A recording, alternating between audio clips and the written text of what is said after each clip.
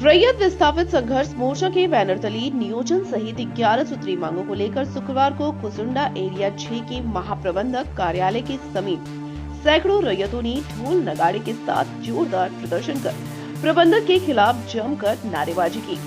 प्रदर्शन से पूर्व मोर्चा के सैकड़ों लोगों ने बाइक जुलूस के साथ पारंपरिक हथियारों से लैस होकर तेतुलमारी के शक्ति चौक होते हुए कुसुंडा महाप्रबंधक कार्यालय पहुंचकर अपने 11 सूत्री मांग पत्र सौंपा। वहीं प्रदर्शन का नेतृत्व कर रहे भागीरथ रवानी व ध्रुव महतो ने मीडिया से बात करते हुए कहा कि बीसीसीएल प्रबंधन जानबूझकर हम रैयतों के साथ भेदभाव कर रही है। बीसीसीएल प्रबंधन रैयतों को अब तक न तो सुरक्षित जगह विस्थापन की है और न ही जमीन के बदले मुआवजा दिया है और न ही नियोजन दिया है, इसलिए हम लोग इसका विरोध कर रहे हैं। बीसीसीएल प्रबंधन 15 दिनों के अंदर हमारी 11 सूत्री मांगों पर विचार नहीं करती है तो आगे उग्र आंदोलन कर केडीएस 1 और 2 साइडिंग का चक्का जाम कर दिया जाएगा। पहले हम लोगों ने शक्ति बाबू शहीद प्रतिमा पे हम लोग माला अर्पण करते हुए एरिया 5 एरिया 4 का भी ज्ञापन देने का काम हम लोग किए हैं। रैयत के प्रति में बात करना होगा। बीसीसीएल से हम लोग की मांग है कि जो मेरी मांग 11 सूत्री है वो 11 सूत्री को तहत बीसीसीएल करे और स्थापन करने का रैयत को और उचित मुआवजा जो है रैयत का वो मुआवजा मिलना चाहिए और जो प्रदूषण पे काबू पाना चाहिए। सीएचपी पे पानी का छिड़काव और सीएचपी जो है उसको नियमित रूप से चलाया जाए। ट्रांसपोर्टिंग जो हो रहा है ट्रांसपोर्टिंग में हम लोग के भागीदारी मिलना चाहिए। बेरोजगारों के यहाँ रोजगार होना चाहिए और मेडिकल सुविधा होना चाहिए। जो गरीब ग्रामीण क्षेत्र का जो बच्चा है उसको शिक्षा के मुफ्त में उनका प्रदान होना चाहिए कि उसे शिक्षा मिल पाए। बीसीसीएल से ही हम लोग का मांग है और हम लोग का पुनः जो मांग के हिसाब से हम लोग जो रखे हुए हैं कि रैयत को हम लोग को विस्थापन करें और मेरा मुआवजा वो देने का काम करें।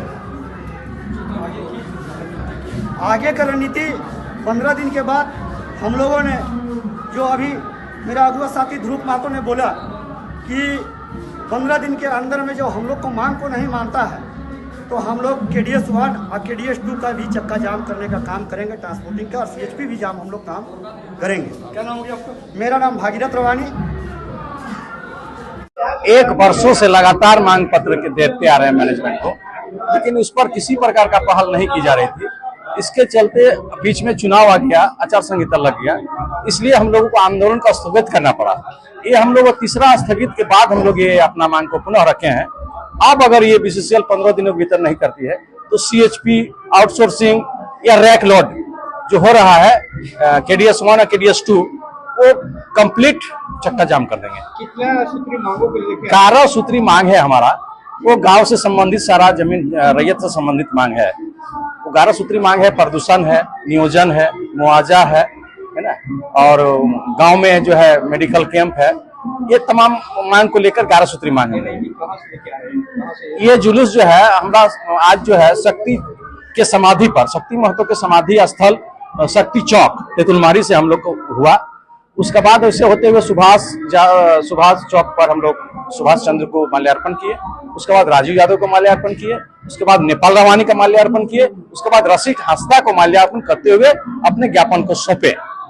यहाँ पर आगे क्या रणनीति है?